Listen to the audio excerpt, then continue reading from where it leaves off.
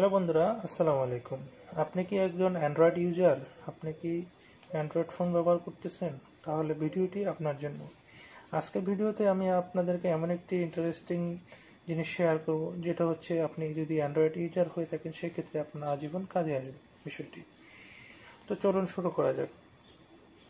আমরা যারা Android user, আমরা সবসময় কি করি? আমরা প্লে স্টোরের উপর নির্ভরশীল।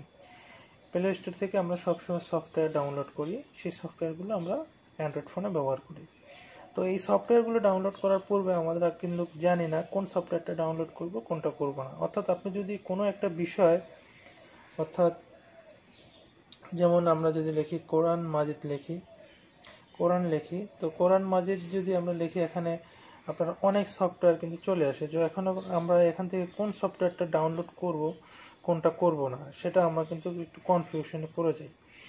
তো এটা আসলে কনফিউশন পড়াটা স্বাভাবিক, কেননা এই প্লে স্টোরের মধ্যে এমন একটি প্ল্যাটফর্ম যেখানে সবাই কিন্তু একটি অ্যাপ্লিকেশন আপনি চাইলেও একটি অ্যাপ্লিকেশন তৈরি করে এখানে ছেড়ে দিতে পারবেন। সেই অ্যাপ্লিকেশনটি দিয়ে আপনি টাকা আর্ন করতে পারবেন। সেই জন্য এই প্ল্যাটফর্মে অনেকে এসে সফটওয়্যার তৈরি করে এখানে আপলোড করে দেয়, কিন্তু আমরা যারা অ্যান্ড্রয়েড ইউজার রয়েছি তারা কিন্তু জানি না কোন সফটওয়্যারটি ভালো কাজ করে, কোনটি কাজ করে না।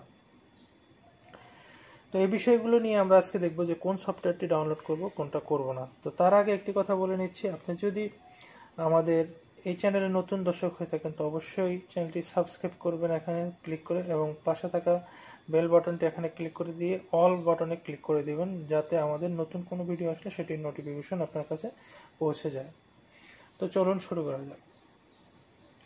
তো এখন প্লে স্টোরের থেকে যদি আমরা কোনো সফটওয়্যার ডাউনলোড করতে যাই, সেক্ষেত্রে আমাদেরকে যেটা করতে হবে, আপনার যখন আমরা কোনো সফটওয়্যার আমরা সার্চ করব প্লে স্টোরে, তো এখানে আমরা যে বিষয়টা দেখব সেটা হচ্ছে রেটিং।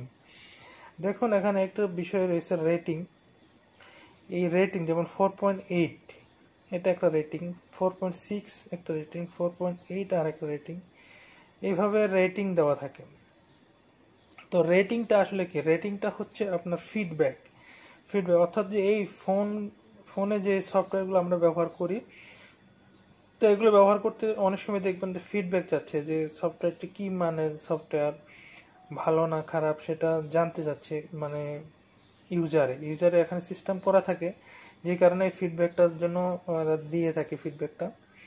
তো এই ফিডব্যাকটাই হচ্ছে আপনার রেটিং, অর্থাৎ যেটার রেটিং সবচেয়ে ভালো হবে আপনি সেই সফটওয়্যারটি আপনি ব্যবহার করুন। কেননা এটা যেমন আমি কি করি, আমি যদি কখনো গুগল প্লে স্টোর থেকে কোনো সফটওয়্যার ডাউনলোড করি, সেখানে যদি একাধিক সফটওয়্যার থাকে, যদি কোনো সফটওয়্যারটা আমার ভালো না লাগে সেক্ষেত্রে আমি সেটা আনইনস্টল করে দিয়ে আবার অন্য একটি সফটওয়্যার আমি সেখান থেকে ডাউনলোড করে নিই গুগল প্লে স্টোর থেকে।